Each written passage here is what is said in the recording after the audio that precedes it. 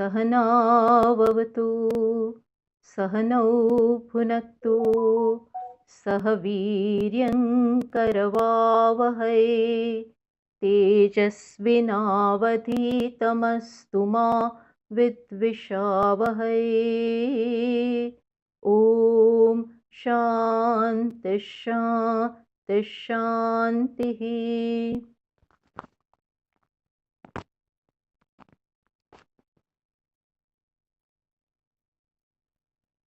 So, we are doing the text Drg Drashya Viveka. Last time we saw how this inquiry into the seer and the seen is being carried out. That the objects of the world outside are drishya, are seen, is very clear. But this Viveka is not all that clear when it comes to the body. That the objects outside are drishya, are seen, for that we do not require any Viveka. We need not separate them because they are already separated and we are aware of that.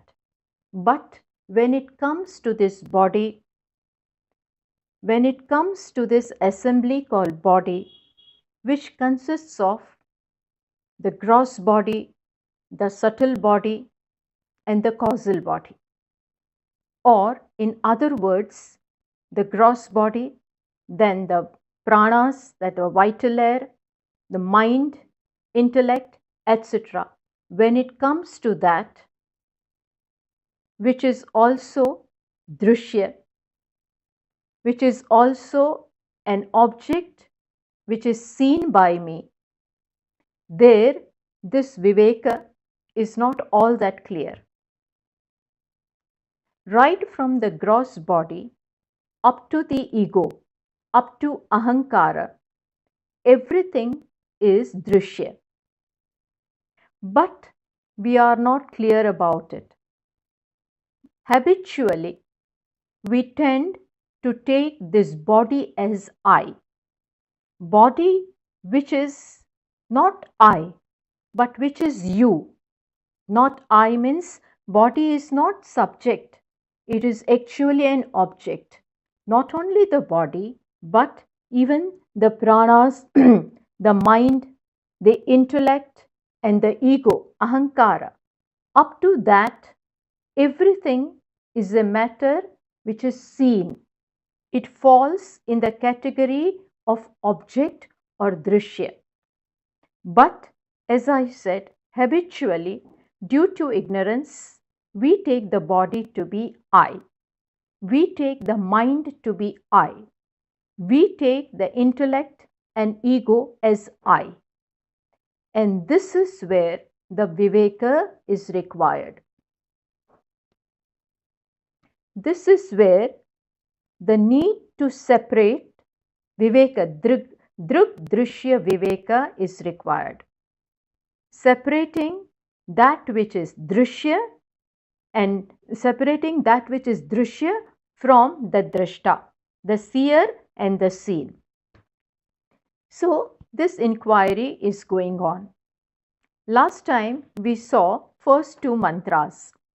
The first mantra was, I am reading again, Rupam drishyam lochanam druka tadrishyam druktu manasam drishyadhivruttaya sakshi drugeva natu drishyate. The first verse, we have done first two verses. We will quickly recap it and go further. As I said, this inquiry into drashta and drishya is going on. So here the text makes it very clear. What? Rupam drishyam. Rupam means forms. Forms means all the objects outside which have forms and colors, etc. So all the objects are what? They are drishya. They are seen. And who is the seer? Who is the drashta? Lochanam druk. Lochanam means eyes. So objects are drishya and eyes are the seer. Then what comes? Even eyes, which are drashta, drug, with reference to the objects outside, itself becomes object.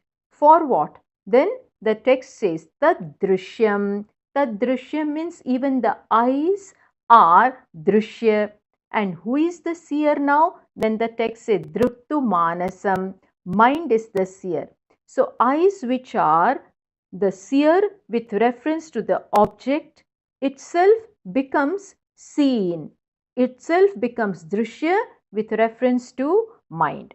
Mind also, which is the seer with reference to the eyes, not only eyes, but with reference to all the organs of perception.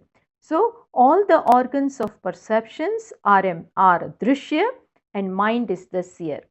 But this mind is also not the ultimate seer. Mind is also seen by someone. So that is given in the next line. Drishyaha divruttayah. All the states of the mind, all the thoughts of the mind, divruttayah. Divruttayah means all the different thoughts of the mind. What is referred to by the word manasam in the first line is mentioned as divruttayah in the second line. So all the different thoughts of the mind are also, which means the mind is also seen. And who is the seer of this mind? So the text says Sakshi Drug Eva. Sakshi is the Drug. Sakshi is the Drashta. Sakshi means witness. Witness is the seer. So now we presume that even this Sakshi, this witness which witnesses the mind, is also witnessed by someone else, because that is what the trend is going on, that the objects are seen by the eyes, but the eyes are also seen by the mind is also seen by the Sakshi. So Sakshi, therefore Sakshi also, there must be another Sakshi. Sakshi means consciousness or the witness. So witness also must become the seen, and there must be another Sakshi who is watching it. So no, text makes it very clear. Emphatically it says Sakshi Drug Eva. Sakshi is witness only. Natu Drishyate. Sakshi is not seen by any other Sakshi. So here the line stops. Here the sequence stops. It is not infinite regression. No, it doesn't go that way. This Sakshi is the ultimate seer. Drugeva. Drug Eva. It is Sakshi alone. Sakshi only. And it doesn't become drishya, natu drishyate. It is never seen by any other entity, which means it is the ultimate source of light, ultimate source of illumination. This is what the first verse said. Then now the text is elaborating upon this first verse. Then we saw in the next verse, which I will first read and then we'll quickly see it. Neela Pita Stula Sukshma Rasva Dirghadi Bhedatah Nana Vidhani Rupani Pashyel Lochaname Kadha. See, then the text said that now it is, as I said, elaborating upon the first part of the first verse. This verse number 2, which I just read out, is elaborating upon the first part of the first line of the first verse. What is that? Rupam Drishyam. Objects are seen. So, and eyes are the seer. Objects are Drishya and Lochanam. Eyes is the seer. That is the first part. So upon that, this verse number 2 has elaborated. What does verse number 2 say? It says, Neela Pita Sthula Sukshma Rasva Dirghati Bhedatah Nana Vidhani Rupani. All the forms which are seen by the eyes are of different types. How are they? Forms are varied. They are different. They are many. How are they? So the text says some of them are blue. This is just an example. Some of them are blue, some of them are yellow. Pita means yellow. Some of them are sthula, gross. Some of them are subtle, sukshma. Some of them are short, rasva. Some of them are long, dirga, dirgadi, etc. Which means many other differences are still there. These are different types of objects which are seen by the mind, which are seen by the eyes. Pashyet lochanam. All these different forms are seen by the eyes. Lochanam remaining what? Ekadha, remaining changeless. So the objects which are seen are many, are varied, and they keep on changing. But the eyes, which is the drashta, and the forms are the drishya. But here the drashta doesn't change. Eyes do not change when it sees different colors. Supposing the color is blue, then the eyes does not become blue. When the form is short, eye doesn't become short. When the form is gross, there is no change in the eye, which means that eyes, the drashta remains changeless and it illumines different forms. See, if the illuminator was changing, then obviously it cannot illumine what it is. It cannot illumine the different characteristics of the objects. So the rule is that the illuminator has to be changeless. So there's eyes, lochanam, which are seer with reference to the objects. Objects may change, but the eye remains nirvikara. Eyes remain changeless. So make certain observations. In your note, you can make certain observations that the drashta remains changeless and drishya is changing. In the first verse also, last time we had made different observations. What is this? You can make a note again that which is drishya is always out and drashta is in. Drashya is exterior and drashta is inside. Okay, one thing. Then another thing is drishya is always gross, drashta is subtle. Third thing is that drishya is inside and the drashta is inside, drishya is outside. Then in this verse it showed that drishya are many and varied and changing, whereas the drashta is changeless. So while we are separating, we have to keep these different characteristics or the nature of the drishya and drashta in mind to be able to make this viveka. So this is what is said in this verse. What is said with reference to eyes, we have to carry out the same exercise with reference to other organs of perception also. Just as the eyes see different colors, different forms, and yet eyes remain the same. Similarly, ears, which are the organs of hearing, they hear different kinds of sounds. The sounds keep on changing and there are different variety of sounds. Sound of a bird, sound of all the sounds are different, but ears remain the same. Similarly, with reference to organ of smell, the objects of smell are different.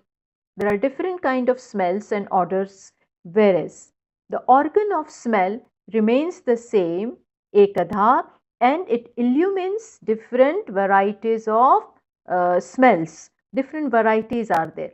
So in this manner, similarly in the organ of taste, the organ of taste remains the same and illumines varieties of tastes. So always the drashta here in this case is organ of perception. They remain same and they illumine their objects which are many, which are different and which keep on changing.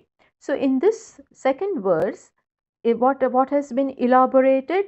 The first part of the first verse has been elaborated in this second verse. Now we proceed with the verse number 3. What does this verse number 3 do? Then let me tell you at the outset that it elaborates upon the second part of the first verse. What is that?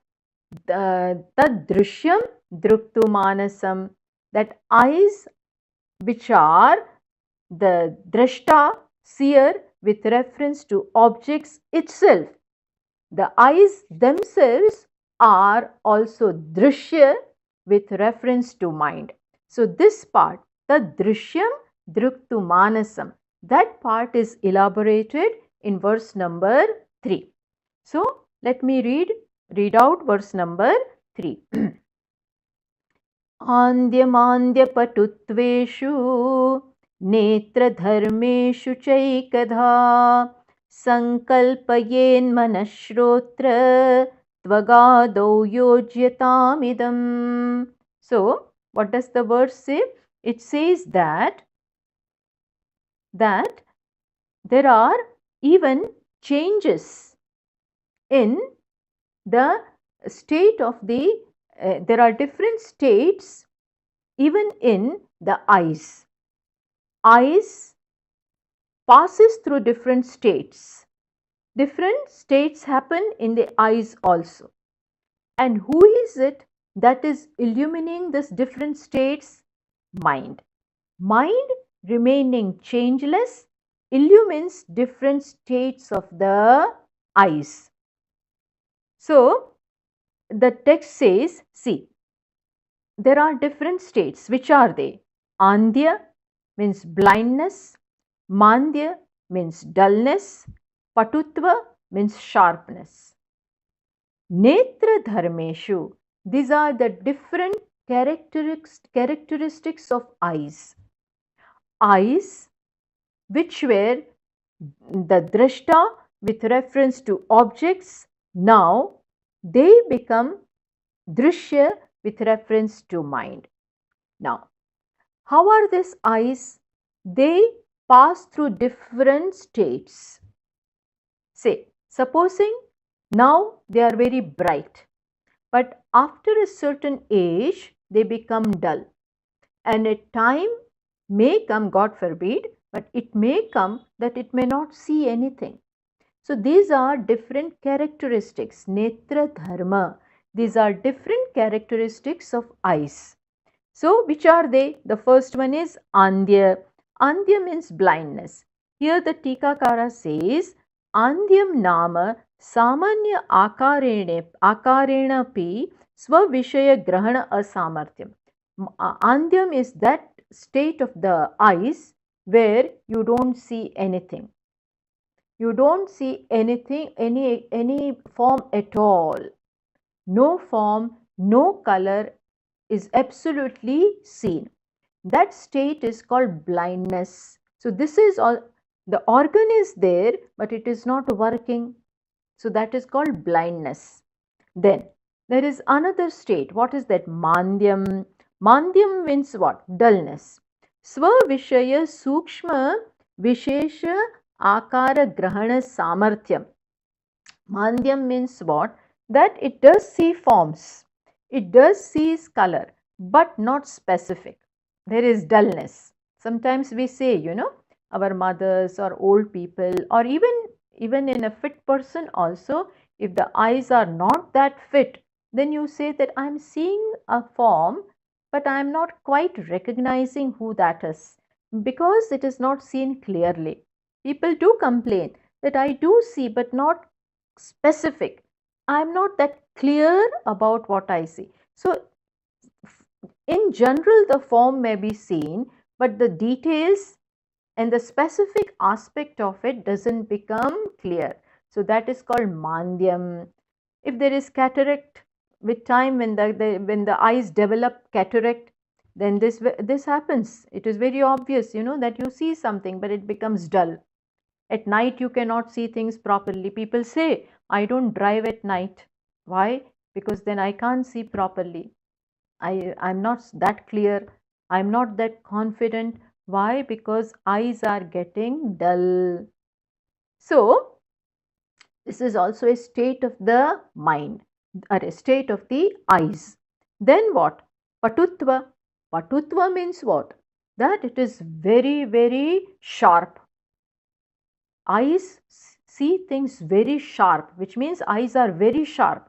They see everything in all its details. All the details are very clearly seen by the eyes. Nothing, nothing bypasses this kind of eyes.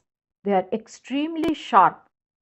So the eyes themselves can be blind, can be dull, can be very sharp too. But who watches this? Who cognizes this? Who is aware of all this? Then it is said, Sankalpayen Manaha. Mind cognizes this. Eyes, the different states of the eyes, that is Lochanam, are cognized by the mind. And when can the mind cognize these different states of the eyes? When the mind doesn't change, remaining ekadha. It is said here, Netra dharmeshu cha ekadha sankalpayen manaha. Mind sees these different characteristics of the eyes remaining same, which means that when the eyes are seeing something, the mind doesn't become that. If the eyes see a particular color, say yellow, eyes are not becoming that. Mind is not becoming that. If the eyes are dull, that doesn't mean the mind is dull. If the eyes are very sharp, that doesn't mean the mind is very sharp. Mind merely illumines the different states of the eyes. So the nature of the drashta is what? Make a note that it remains changeless. Changeless with reference to drashya. Keep this in mind, because this is not an absolute statement. The drashta called the mind. This word says the mind here is the drashta of the eyes. Eyes are drashya and mind is the drashta. But there are different states in the eyes. It may be dull, it may be blind, it may be very sharp. But the same thing doesn't happen in the mind. Mind remains changeless, remains ekada, and it cognizes these all different states of the eyes. Which means that the drashta here, that is called the mind, remains nirvikara, remains changeless, and illumines the drashya, which is here the eyes, and which is changing. The different mind is cognizing the different states of the eyes, because the same mind, will say, before certain years, I used to see very clearly. I used to drive at any time of the night. There was no problem for me. I used to do the minute embroidery, all knitting, all these things I used to do. But now I can't do. Now I can't do. Why? The mind has not changed. Remaining changeless, it cognizes different characteristics of the eyes. So the rule here is that the drashta remains changeless and the drashya is changing. So you can keep this in mind. These are the different characteristics of the drashta and the drashya being pointed out in these verses. We have already made certain observations, and add to that what? That the drashya changes, but the drashta remains changeless. Yes, the same drashta, when it becomes drashya, then there may be a different thing. But when it is drashta of the drashya, then it remains changeless. So here the mind is the drashta of the eyes. Eyes, not only eyes, but all the organs of perception. When it is with reference to them, it remains changeless. Understood? So, Sankalpayen Manaha. remaining ekata. Mind sees the different states of the eyes remaining same. What about other organs of perception? What rule applies over there? So the text says, Shrotra Tvagado Yojyatam Idam. Extend this rule. Yojyatam Idam means what? Atidishati. May you extend this rule to other organs of perception too. Which are the other organs of perception? Eyes are not the only organ of perception. We have other 4 organs of perception. Which are they? Ears, organ of hearing, then organ of smelling, nose, then organ of tasting, this taste, then organ of touching. So we have this 5. Eyes, ears, nose, rasana, taste, and tvacha, which means this sense of touch. These are known as organs of perception or organs of knowledge, jnanendriyani, which gives us knowledge, jnana indriyani. So these are organs of perception. So here the author says that the same rule which we have applied with reference to organs of seeing may be extended to Shrotra Tvagado, which means to the rest of the organs of knowledge. Which are they? Ears plus organ of smell plus organ of taste and organ of touch. May you extend the same rule over there. What rule? That the organs are changing and mind cognizes that remaining changeless. Let us carry out this exercise with reference to ears. See, ears also maybe at a certain time may not be able to hear anything. Some people are deaf. There is a deafness. So when what is that state? You don't hear anything.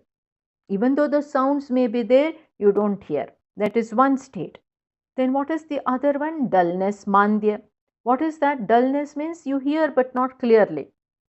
You hear only certain sound of certain, when decibel is there, then only you are able to hear. Otherwise, you don't hear. Many times when people are talking, we don't hear also. Because they speak too in a very low tone, then we are not able to hear. Even in, when the talks are going on, some people sit very close to the speaker. Why do they sit so close? Because their ears are not able to hear that clearly. Only when the sound is too high, then only they can hear. That is why they sit very close to the speaker. Even when we are watching the TV, then some people, there is always conflict going on between the grandson and the grandfather. Grandfather cannot hear clearly. So he will put the TV, that sound will high, and the grandson will say, Papa, Grandpa, not so high, make it low. This is too loudy. But for grandpa, he needs it. Why? Because he cannot hear. That dullness is there. And sharpness, as far as the grandson is concerned, his ears are very sharp. He can hear anything. Even in the next room, if some people are talking about him, then he can hear sitting here in the sitting room. Why? Because his ears are very sharp. Sometimes we tell people, keep quiet. Don't talk too loudly. People are hearing. So, what does it mean? That this organ of hearing can also be Andhya, Mandya, Patutva. Similarly, with organ of smell, sometimes that we cannot, even when something is cooking something is being cooked in the kitchen, even as soon as we enter, we smell. Oh yes, some shira is being made. Why? Because I can smell it. The dal is on the stove, maybe. Why? Because I can smell it. So that is very patutva, very sharp. And some people cannot make out what are the spices put inside. So that is dullness. Some people absolutely cannot smell anything. That means what? That is not working. So all the organs of perception have these three states and they are cognized by the mind, remaining changeless. So make a note once again that Drishya keeps on changing, it is varied, it is many, it changes, whereas the Drishta remains changeless. Okay, we have come up to this. Now the text has to elaborate upon the second line, first part of the second line of the first verse, which is that Drishyaha Dhivruttayah, because so far it has been shown that the mind is the seer and the eyes are seen. Now what about the mind? Is mind the ultimate seer? No. There is also a seer of the mind. So that part is being shown in the fourth verse. Let us read that. कामसङ्कल्पसन्देहो श्रद्धा श्रद्धे धृतितरे धीर्धीर्भीरित्येवमादीन् भासयत्येकधाचितिः. Beautiful. It says what? Now it shows that the mind, which is the drishta, with reference to the organs of perception itself, the mind itself becomes drishya for someone else, becomes drishya for chitihi. See, the last word of the fourth word is chitihi. Chitihi means consciousness. Chitihi means consciousness. So, you see, now let us see. Objects were drishya, eyes were drashta. Eyes were the drashta with reference to objects, but the eyes themselves are drishya, were drishya for the mind. But this mind also is drishya for consciousness. So all this, so far we have seen, there's all these drishtas were drishta relatively, not absolutely. Relatively, why? Because the same drishta called eyes became drishya for mind. Mind is drishta for eyes, but relatively. Why? Because mind becomes drishya for consciousness. So far the drishtas were relative. Now let us look upon this mind. Mind itself is also drishya for consciousness. Drashta with reference to eyes, but drishya with reference to chitihi, reference to consciousness. So here the mind is described with reference to different thoughts, with this different thoughts that are going on in the mind. The words which are used here, kamaha, sankalpaha, sandeha, etc. are different thoughts of the mind. You may ask as to why the mind is described in this way. The author could have straight away described the mind. No. Why? That is not possible. Why? Because what is mind? Mind is nothing but flow of thoughts. Think over. Mind is nothing but flow of thoughts. If there is one thought, we cannot say mind. But when there are thoughts, one by one thoughts flow. And that together or collectively is called mind. So mind is nothing but flow of thoughts. Okay. And here different thoughts are described. Which are they? Then let us see. Kamaha. Kamaha means desire. This is one kind of thought. Then another. Sankalpa. Sankalpa means what? Resolve. You resolve something. I am going to listen to the talk today. So, or I am going to take up this line of medicine. I have decided. I am going to do that. The resolve is made. That is called sankalpa. Then sandeho, third one, third state of the mind. Third kind of thought of the mind. What is that? Doubt. Sandeho means doubt. Doubts arise. Then shraddha, faith in something. Then Shraddha, Ashraddhe. See, the two words are conjoined. Shraddha, Shraddhe, which means Shraddha, Ashraddhe. There is one hidden over there. Shraddha, Ashraddhe. And it is dual. Shraddha, Ashraddha. Shraddhe. Ashraddha means lack of faith. Faith, to have faith in something is also a thought.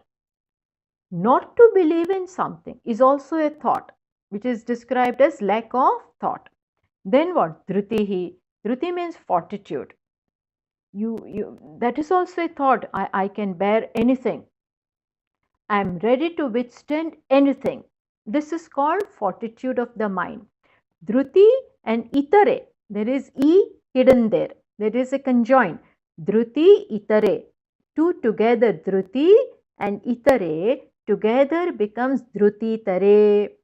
So, dhruti means fortitude and itare means lack of fortitude, means fortitude is one state of mind and itare means lack of fortitude is also another state of mind.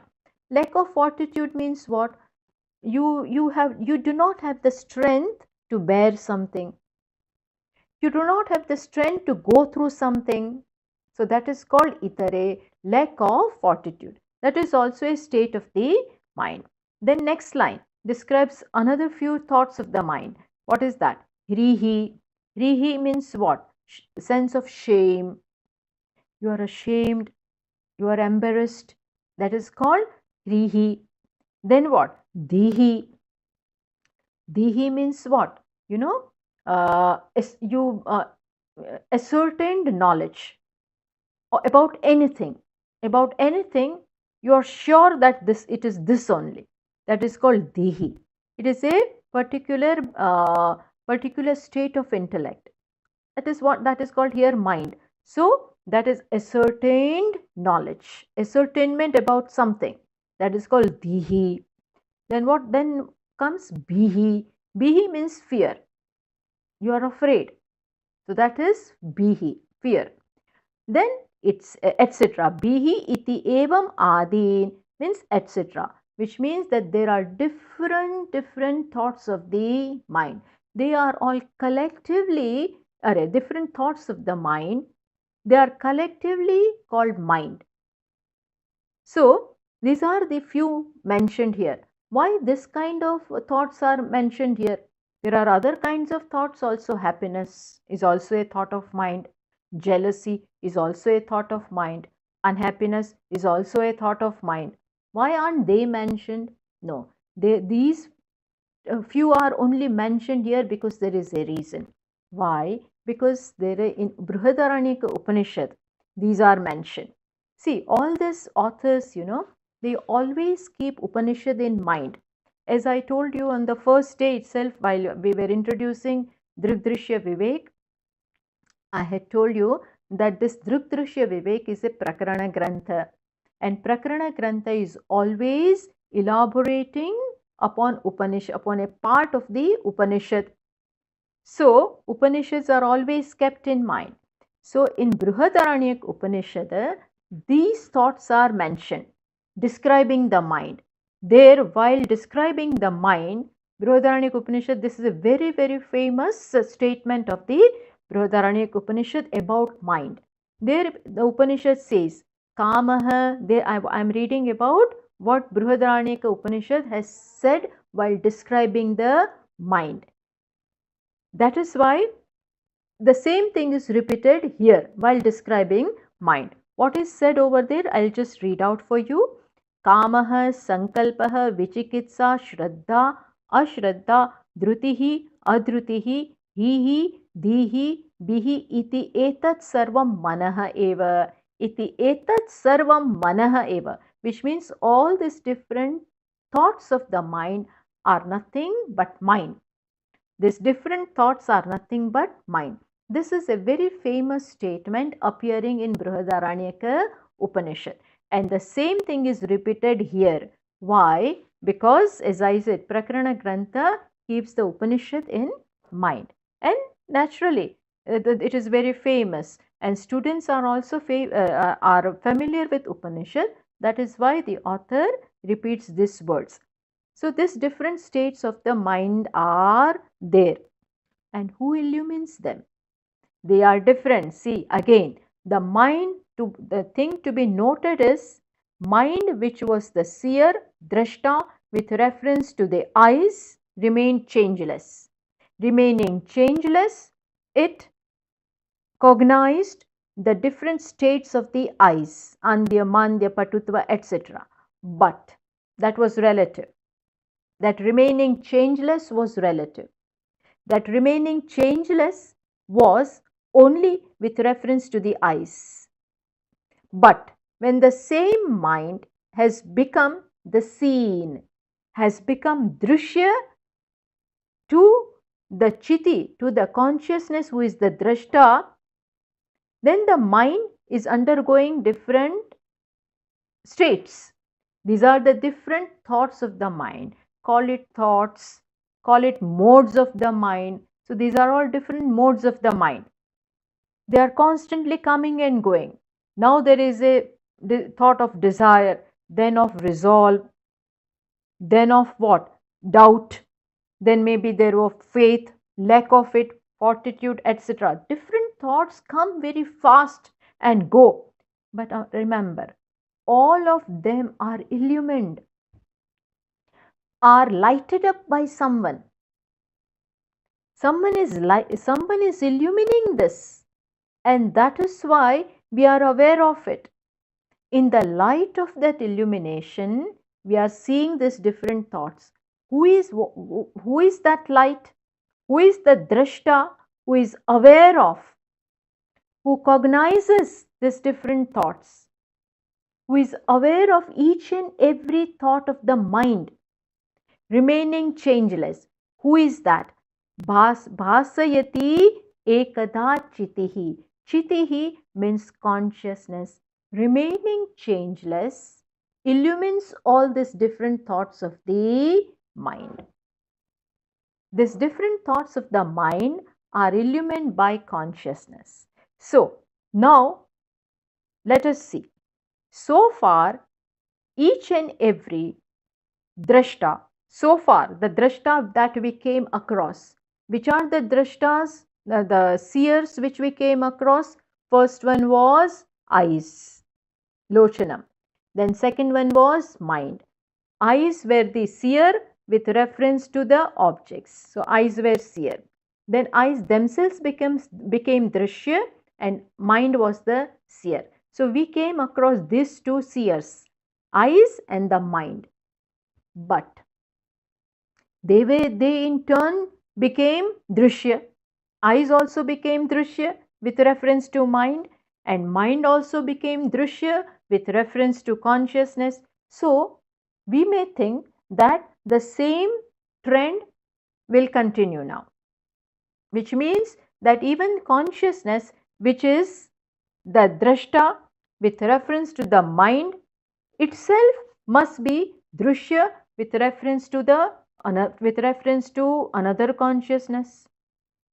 That also will become drishya with reference to another consciousness. That also will become drishya with yet another consciousness.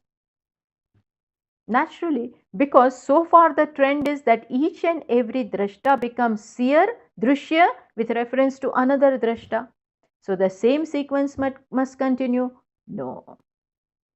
The first verse itself pointed out.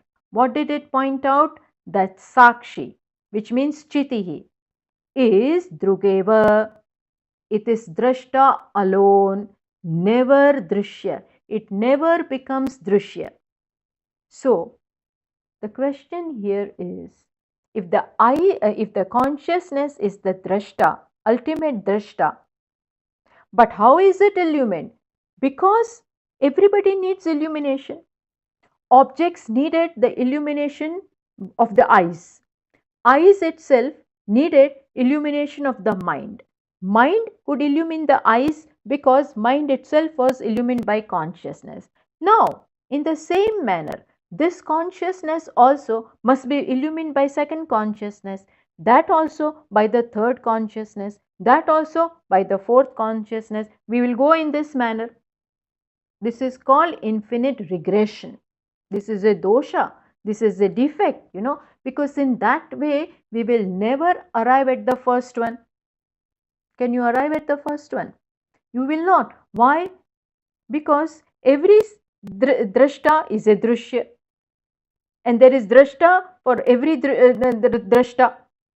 So this drashya requires drashta, that also has another drashta, that has another drashta. So we will never arrive at the first drashta. Let me give you an example. Supposing I ask you, who are your parents? Then you will name them. Then there will be another, who are the parents of these parents?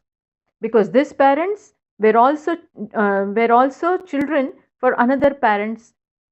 So these parents also require another parents. They also require another parents. In this manner we will go. The line will go. When will you arrive at the first parent? Because every parent has parents. So when will you arrive at the first parent? And until you arrive, parentness, if we can use that word, is not established. Why? Because always there is one parent more, one parent more, one parent. Like this, it goes on and on. I hope you understand what I am saying. Seed requires sprout. Sprout requires seed. Seed again, how did the seed come? Because from another sprout it has come. So sprout requires seed, seed requires sprout. In that manner, go and come to the first seed. But seed cannot be unless it has come from some another sprout. Bijankura Nyaya, this is called. How will you arrive at the first seed? You cannot arrive. And until you can arrive at the first seed, the seediness itself is not established. I will give you another example. We always say, he is the Ishvara is the first creator. He is the creator. But then, how did he create? With the help of something. From where did he bring those things? With the help of some another thing. So who is the first God? If God also requires another God to be the God, then that also requires another God, another God, another God. Where is the first one?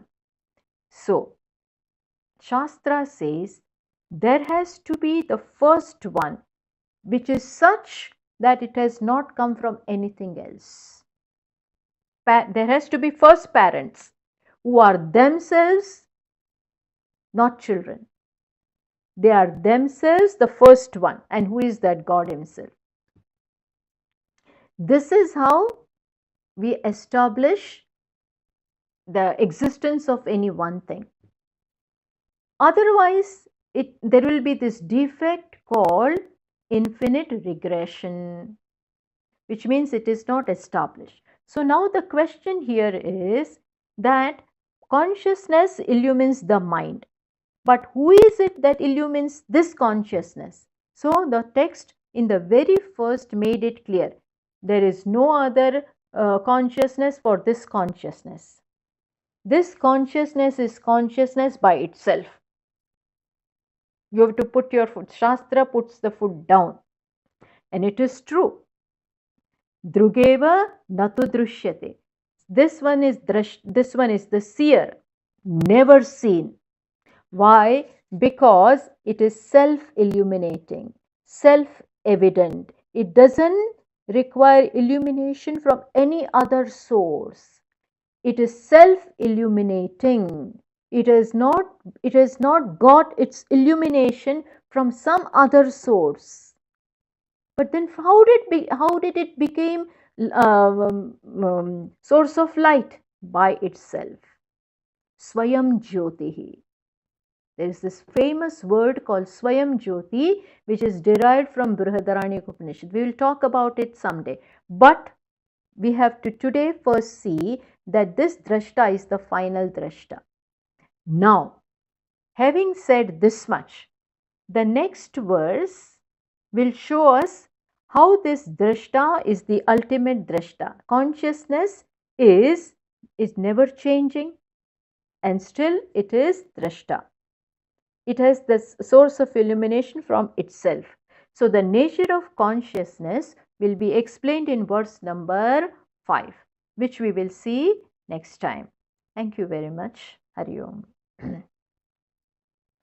ॐ पूर्णमतः पूर्णमिदं पूर्णात् पूर्णमुदच्यते पूर्णस्य पूर्णमादाय पूर्णमेवावशिष्यते